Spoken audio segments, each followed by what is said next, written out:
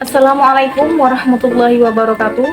Perkenalkan, nama saya Wardatul Jannah, nomor induk mahasiswa 02220926, Prodi Manajemen Pendidikan Islam non-reguler semester 2. Di sini saya ingin menyimpulkan hasil dari pemahaman saya selama satu semester ini dengan mata kuliah fikih atau usul fikih yang diampu oleh dosen Bapak Muhammad As'adur Rafiq STHI MAG. Yang pertama adalah bagaimana pandangan kita terhadap yang sedang viral belakangan ini, yaitu pelaksanaan sholat id yang dilakukan oleh Ponpes Al Zaitun, yang mana bercampurnya antara saf perempuan dengan laki-laki. Kalau menurut pemahaman saya yang saya ketahui, sholat yang mereka kerjakan itu, maaf katanya, tidak ada adab. Karena pada dasarnya kita itu sholat adalah menyembah Allah Subhanahu wa Ta'ala dalam bentuk sholat. Nah, juga terdapat dalam Quran surah An-Nisa ayat 34 yang berbunyi, Bismillahirrahmanirrahim, Ar-rijalu qawmun 'alan nisa, yang artinya laki-laki pemimpin daripada perempuan. Yang mana walaupun jabatan perempuan itu lebih tinggi, kekayaan hartanya lebih tinggi, dan lebih cantik rupawan wajahnya, dia tetap menjadi makmum. Tidak mengubah status, tidak mengubah hukum yang telah ditetapkan oleh Allah Subhanahu wa Ta'ala. Imam Al-Ghazali juga menekankan bahwa di antara lelaki atau perempuan harus adanya penghalang. Karena apa? Karena menurut saya pribadi, bahwa kan kita sholat itu menghadap Allah gitu kan.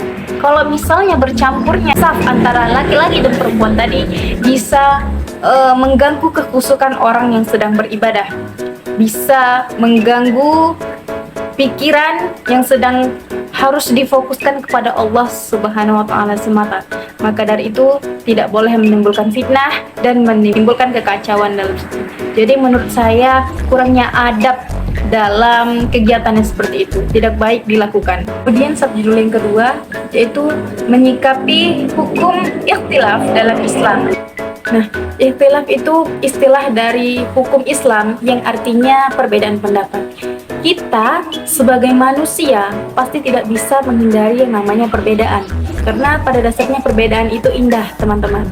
Jadi sekalipun dia kembar, pemikirannya pasti akan berbeda. Ikhtilaf itu merupakan perbedaan pendapat untuk mencari hukum atau kebenaran dalam hukum-hukum Islam. Jadi ini dalam ruang lingkup para ulama ya, untuk menetapkan hukum-hukum yang ada dari perbedaan-perbedaan.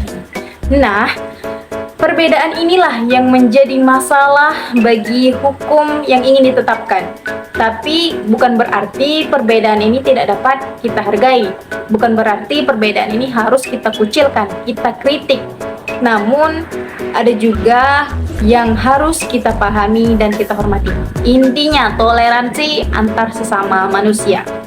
Ikhtilaf ini terbagi dua. Yang pertama adalah ikhtilaf yang diperbolehkan dan ikhtilaf yang tidak diperbolehkan. Ikhtilaf yang diperbolehkan itu salah satunya bersumber dari ijtihad yang baik dan tidak menyalahi dari hukum-hukum yang ada. Nah, baik, selanjutnya kita masuk ke subjudul berikutnya, yaitu perbedaan menggunakan kunut dan tidak, serta perbedaan antara rakaat sholat tarawih. Nah, menurut saya perbedaan pendapat antara para ulama ini tidaklah salah, karena pada dasarnya perbedaan pendapat ini diambil daripada hukum yang sama, yaitu dari siapa? Yaitu dari Nabi besar Muhammad SAW. Nah, masalah kunut tadi, Rasulullah pernah sholat menggunakan kunut, pernah juga tidak menggunakan kunut. Juga rakaat sholat tarawih, Rasulullah pernah mengerjakan 8 rakaat dan pernah juga mengerjakan 20 rakaat. Jadi tidak ada salahnya kita tentang perbedaan ini menurut saya pribadi.